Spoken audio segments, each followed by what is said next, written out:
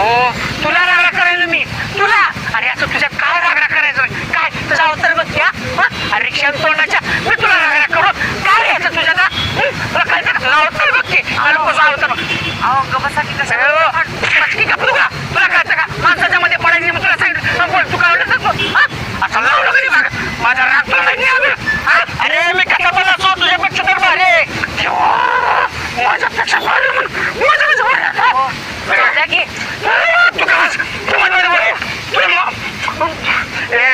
माझ्यापेक्षा भारी आहेस का बायकोचा गुलाम